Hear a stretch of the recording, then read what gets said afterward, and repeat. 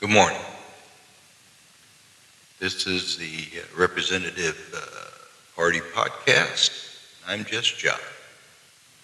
This is an early morning podcast because, as I promised yesterday, I'm going to do more of these, and they're going to be little shorter things for us to think about during the day. Today, I'm going to talk about gun violence.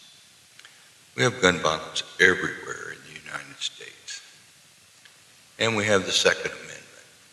So, how do we make these two work together to use the Second Amendment to keep people the right to bear arms, plus to quell the gun violence of these guns that are getting in the hands of violent people?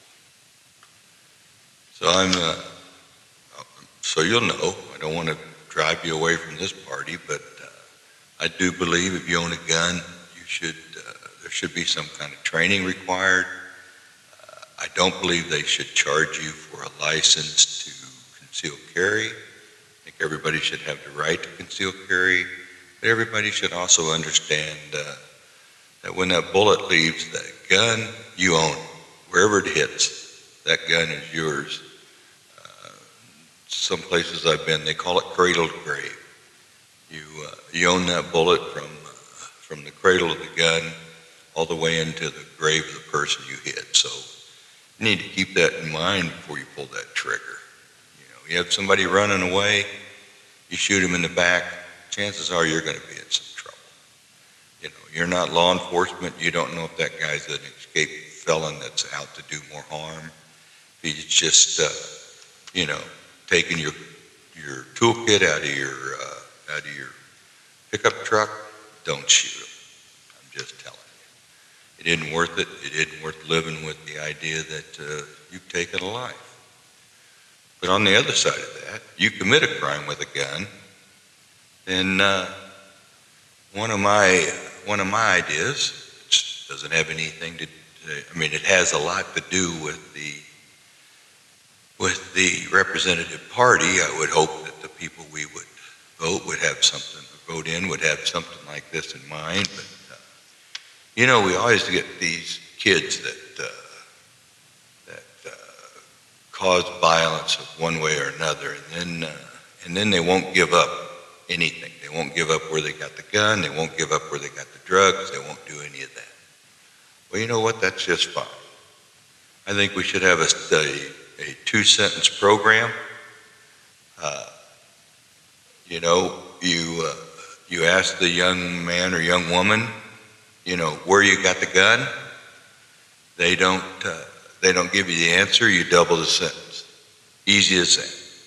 You just double the sentence. You're going to get 10 years for armed robbery. I want to know where you got that gun. That gun's illegal. That gun's not registered to anybody. Where did you get it? Well, I'm not going to tell you. Okay, instead of 10 years, you got 20 years, and it's without parole. So, you give up another 10 years for this scumbag who gave you this gun. We do the same thing with drugs. We're way too easy. Where'd you get the drugs? Well, I just got them on the street. No, that's not a good enough answer. You're going to get 8 years for this drug charge on meth or whatever you're doing, or however much it is.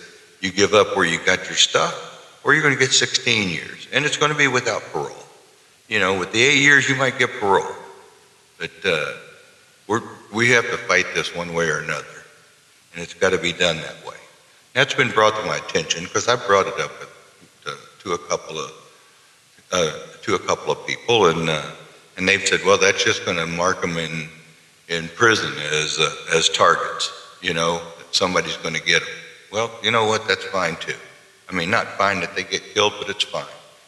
If you're in prison and you kill somebody, and it's filmed, it's videotaped, they see it, then you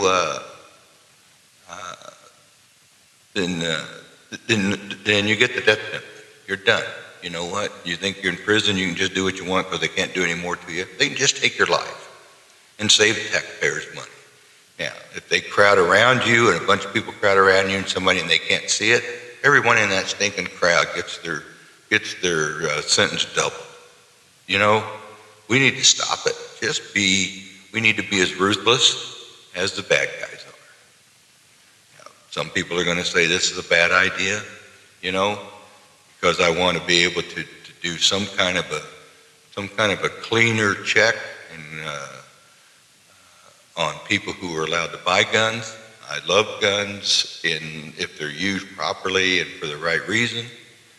And I don't mind having a check done on me. I've got nothing to hide, and I wouldn't need to do a check on me anyway with my background. So, but some people, they may be a little more nervous about it. I don't know. Maybe they said something bad on Facebook. Well, those things shouldn't be. What you say shouldn't be held against you unless it's a direct violence towards the president or towards some other person. And then somebody needs to check into that anyway, whether we have these laws or not. So with that, that's about my 5 or 6 minutes this morning. I would like for you to please share this with someone that might be interested in it. Make comments on my site on either on Facebook, or you can make this is also played on YouTube. So, and please do what you can to share this, help me get this around.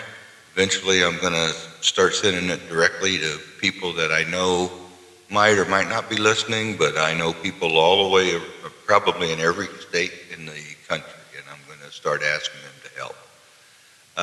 I think it's time we take it back.